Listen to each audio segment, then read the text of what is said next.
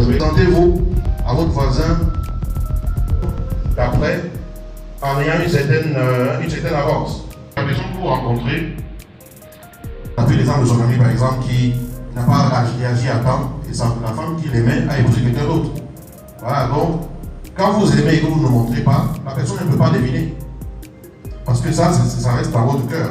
Mais c'est parce que vous montrez, vous démontrez et tout, que la personne se dit, ah,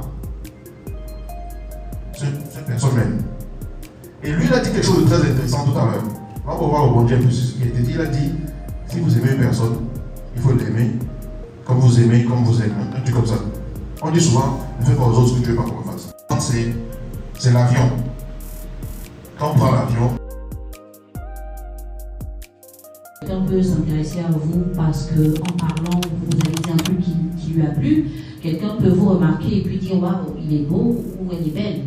Mais dans la pratique, il y a autre chose. Parce que si c'est pour se voir, il y a un hôtel juste à côté, hein. De toute façon, on est dans un hôtel.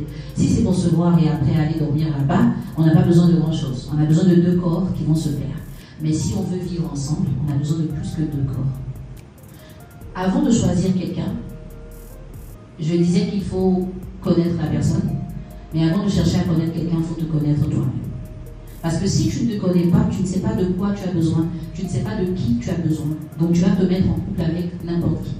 N'importe qui, c'est quelqu'un qui ne te correspond pas. Moi, je suis chrétienne. Et dans la Bible, il est dit que Dieu a décidé de créer pour Adam un être semblable à lui, qui lui correspond. Donc c'est pour dire que la personne qui te correspond existe quelque part. Maintenant, tu peux choisir par feeling, et ce n'est pas la personne qui te correspond. On ne va pas aller réécrire la Bible à cause de ton choix. On ne va pas aller changer tout ce qui est normal parce que toi, tu as mal choisi quelqu'un. Qui te correspond?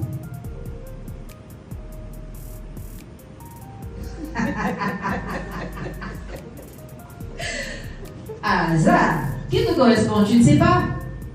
Mais tu ne peux pas savoir si tu ne sais pas qui tu es. Vous êtes venu en couple, vous êtes un couple? Vous êtes un couple?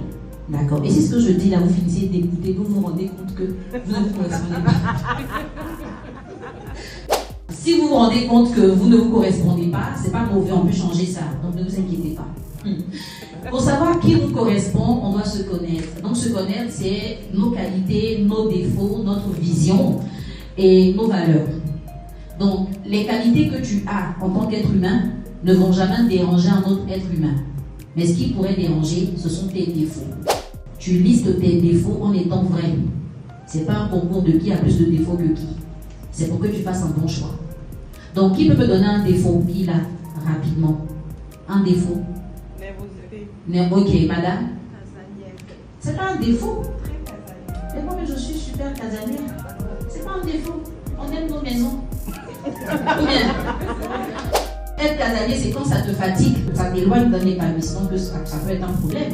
Si tu es épanoui à rester à la maison, moi je pense que c'est bon. Hein. Ça dérange monsieur? Il n'y a pas de monsieur? Il faut que ça change. Yannick, elle est célibataire. Donc quand tu vas, rappelle-toi qu'il y a une belle dame célibataire que tu as laissée ici. Madame, vous vouliez rajouter un défaut? D'accord, monsieur? Il faut retenir et surtout pratiquer. Parce que si vous recevez et que vous ne pratiquez pas, c'est une information de plus, ça ne changera pas votre vie. C'est dans la pratique que vous allez pouvoir expérimenter, éprouver ce que vous avez reçu et puis décider que ça vous a fait du bien ou pas. Donc je vous souhaite en tout cas, si vous avez envie de consolider les liens dans votre relation, dans celle que vous allez avoir, c'est de faire avant de dire que ce n'est pas possible.